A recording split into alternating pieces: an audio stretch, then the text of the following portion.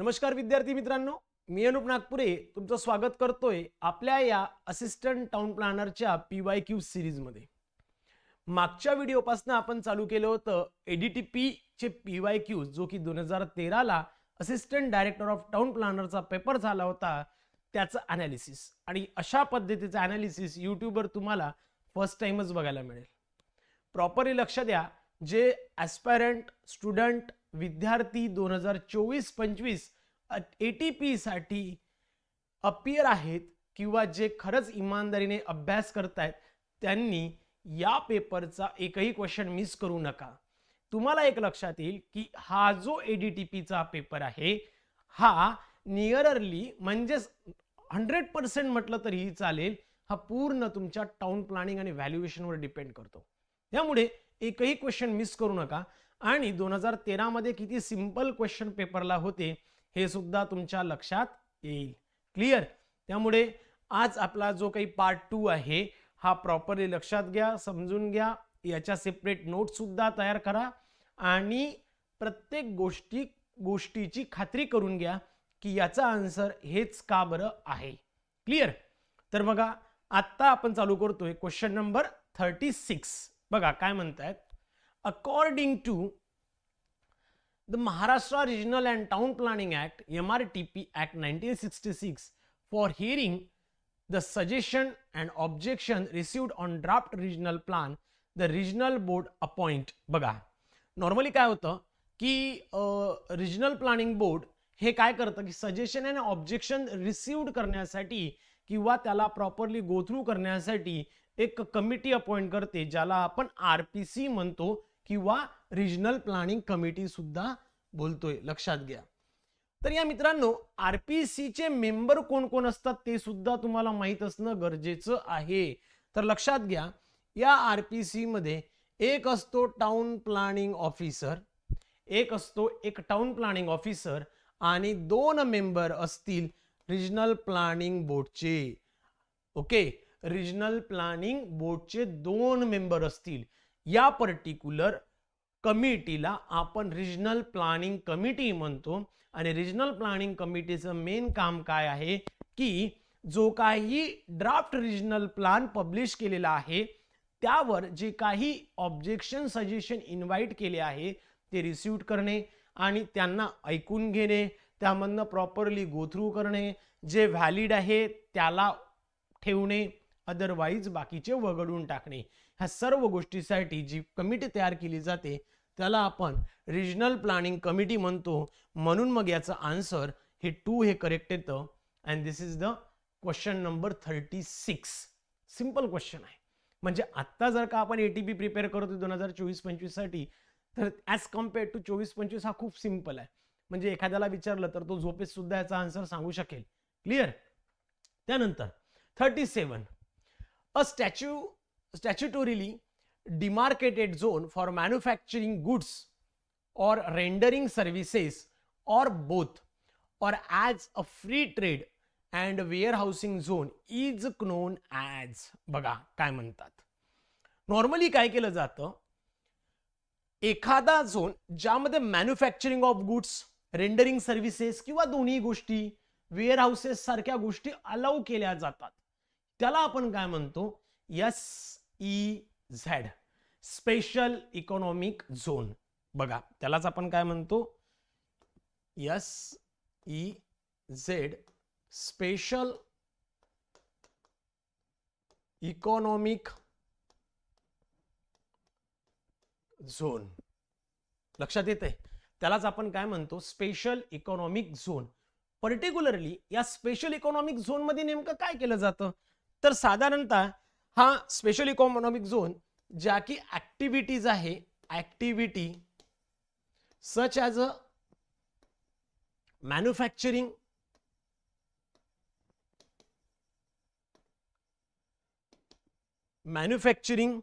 त्यानंतर सर्व्हिसेस और बोथ, ह्या ज्या गोष्टी तिथे केल्या जातात त्यालाच म्हणतात मित्रांनो स्पेशल इकॉनॉमिक झोन। म्हणजेच क्वेश्चन नंबर 37 ला जर रेफर केलं तर तुम्हाला लक्षात येईल की याचं ऑप्शन नंबर जे आहे 3 हे करेक्ट येतं। म्हणजेच काय, स्पेशल इकॉनॉमिक झोनमध्ये मॅन्युफॅक्चरिंग केलं जातं, जे काही गुड्स असतील त्याचं, किंवा प्रॉपर सर्व्हिस प्रोव्हाइड केली जाते, लॉजिस्टिक प्रोव्हाइड केलं जातं, फ्री ट्रेड प्रोव्हाइड केलं जातं, वेअर हाऊसिंग झोन ज्याला बोलतो, अशा सर्व गोष्टी ह्या स्पेशल इकॉनॉमिक झोनमध्ये केल्या जातात. म्हणून 37ला 3 हा करेक्ट येतो. Clear.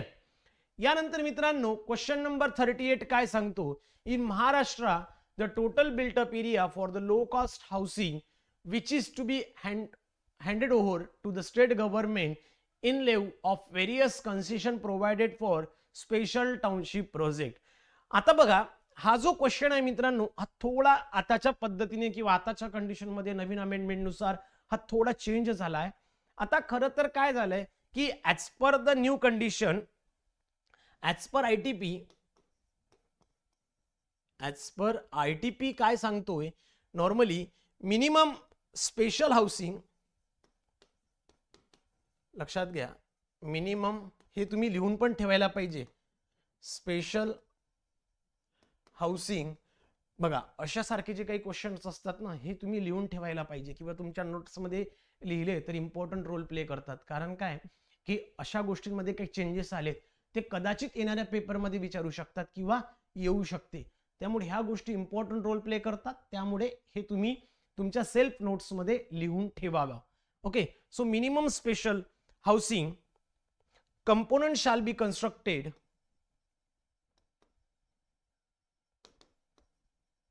shall be constructed 15% of residential basic FSI he condition आहे आत्ताच्या केसमध्ये. म्हणजेच काय, जे काही चेंजेस आले जेव्हा आपण स्पेशल टाउनशिप प्रोजेक्ट म्हणतो किंवा इंटिग्रेटेड टाउनशिप प्रोजेक्ट म्हणतो, तर या केसेसमध्ये काही चेंजेस आल्या. त्यामुळे ह्या चेंजेस काय आहे, आणि जसं मी तुम्हाला सांगितलं एटीपी 2013, 2018 आणि 2022 मध्ये जे काही पेपरमध्ये जे काही क्वेश्चन चुकीचे ठरले आहे किंवा ते चेंजेस झाले ते आपण लास्टला घेणार आहोत. क्लिअर. हा क्वेश्चन सुद्धा आपल्या लास्ट व्हिडिओमध्ये तुम्हाला बघायला मिळेल. क्लिअर. त्यानंतर क्वेश्चन नंबर 39, अ रिजनल प्लॅनिंग ऑथॉरिटी मे अंडरटेक डेव्हलपमेंट थ्रू. बघा, खरं तर रिजनल प्लॅनिंग ऑथॉरिटी ही डेव्हलपमेंट कोणत्या कोणत्या केसमध्ये करू शकते, तर बघा, लँड ॲक्विजिशन मध्ये करते, बरोबर आहे. म्हणजेच काय, acquiring the land,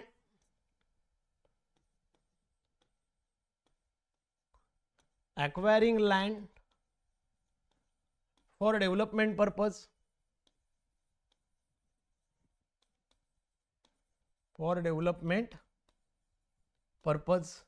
clear.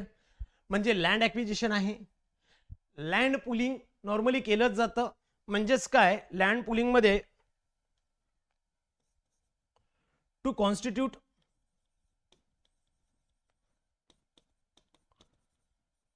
Small piece of किंवा स्मॉल पार्सल ऑफ लँड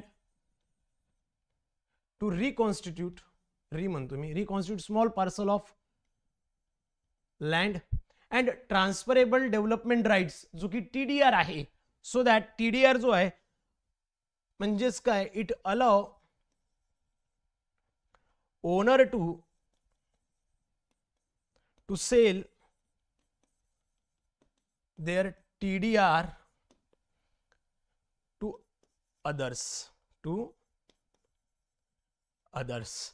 म्हणजेच काय, जर का तुम्ही बघितलं तर डेव्हलपमेंट करताना ह्या तीनही गोष्टी इम्पॉर्टंट रोल प्ले करतात. म्हणजे लँड ॲक्विजिशन पण आहे, लँड पुलिंग पण आहे, TDR पण आहे. म्हणजेच या केसमध्ये ऑप्शन 4 हे करेक्ट येणार, ऑल ऑफ दी अबोव. का बरं, लँड ॲक्विजिशन जेव्हा एखादी रिजनल प्लॅनिंग ऑथॉरिटी डेव्हलपमेंट वर काम करतं त्यावेळेला लँड ॲक्विजिशन, लँड पुलिंग किंवा ट्रान्सफरेबल डेव्हलपमेंट राईट्स या सगळ्याच गोष्टींचा वापर करते. आणि म्हणून काय, तर ऑप्शन नंबर 4 हे माझ्यासाठी करेक्ट आहे आणि मी ऑप्शन नंबर 4 ला करेक्ट करणार. क्लिअर. सो 39 ला 4 करेक्ट. त्यानंतर मित्रांनो 40 नंबरचा क्वेश्चन काय सांगतो, the functions of a metropolitan committee do not include. बघा, नॉर्मली काय करतं, metropolitan committee integration of rural and urban area planning, integration of spatial and sector planning, optimal utilization investment of the area, assignment of taxes to ULBs in a metropolitan area. बघा normally काय की या तिन्ही केसमध्ये assignment of taxes to ULBs in a metropolitan area, normally हे काम काय एखाद्या स्पेशल प्लॅनिंग ऑथॉरिटीचं आहे, कॉर्पोरेशनचं आहे. हे काम मेट्रोपॉलिटन प्लॅनिंग कमिटीचं नाही. म्हणजेच काय टॅक्सेस असाइन करणं, त्याला गोळा करणं, हे काम मेट्रोपॉलिटन प्लॅनिंग कमिटीचं नाही. त्यामुळे लक्षात ठेवायचं टॅक्सेस असाइन करणं किंवा ह्या सगळ्या गोष्टी हे कोणाचं काम आहे, तर हे आहे प्लॅनिंग ऑथॉरिटीचं किंवा कॉर्पोरेशनचं.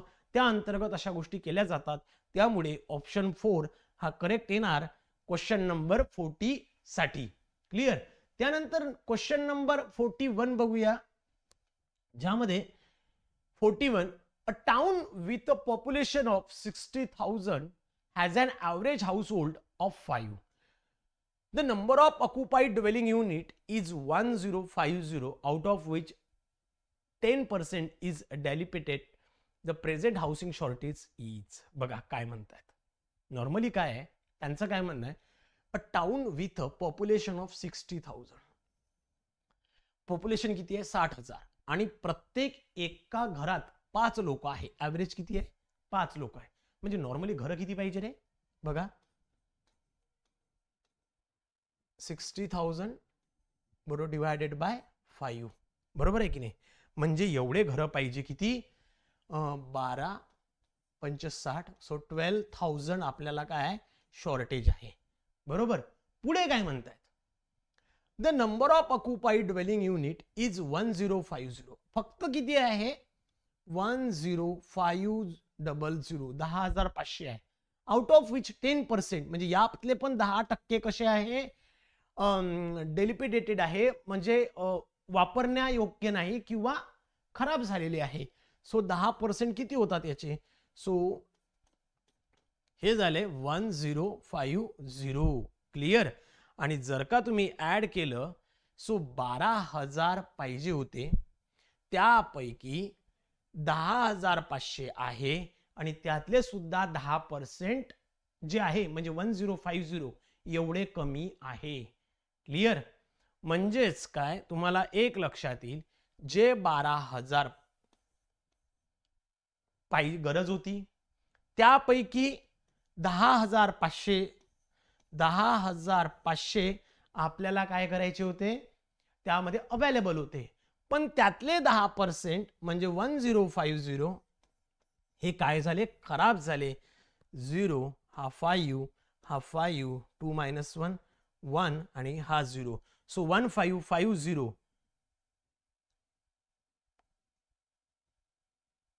सॉरी आपण काय केलं इथे, सॉरी 0 हा 0 आणि प्लस 00 हा 5 आला. त्याच्यानंतर हा 10तून 5 म्हणजे 5 आलाय.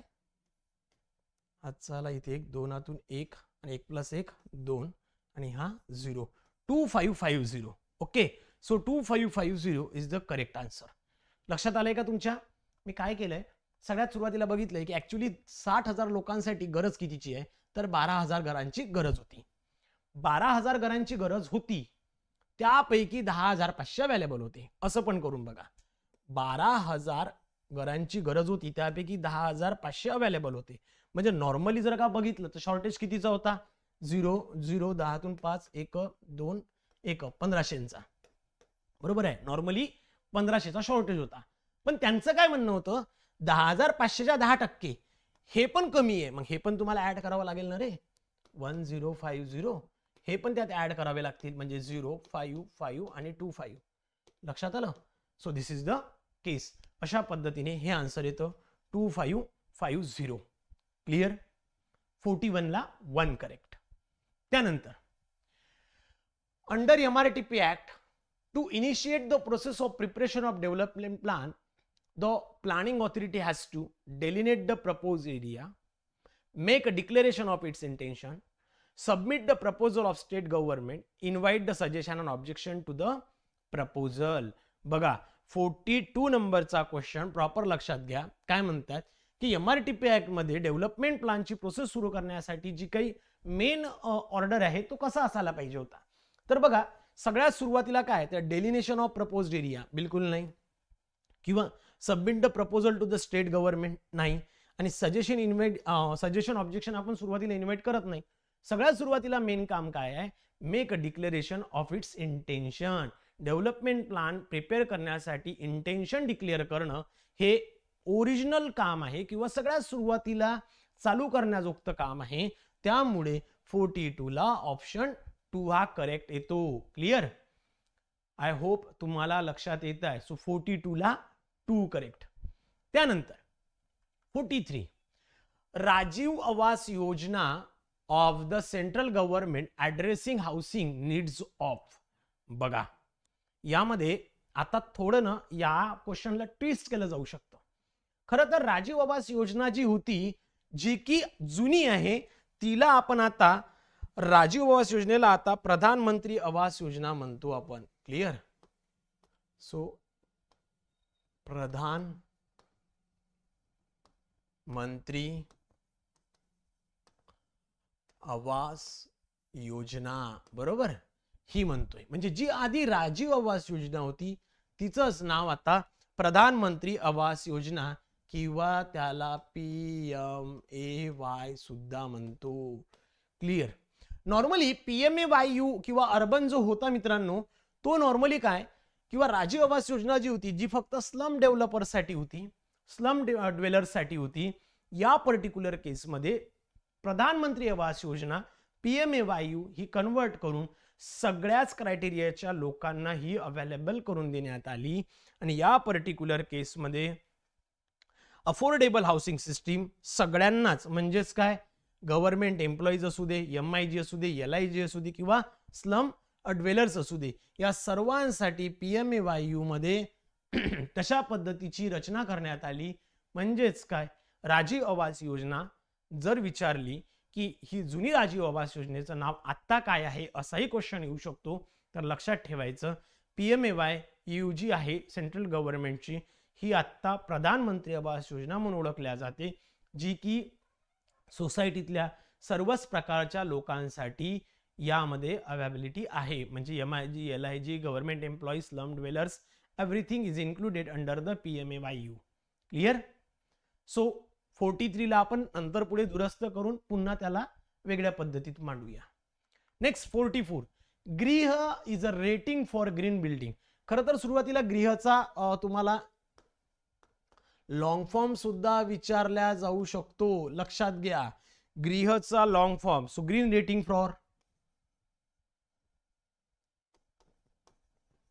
Green rating for integrated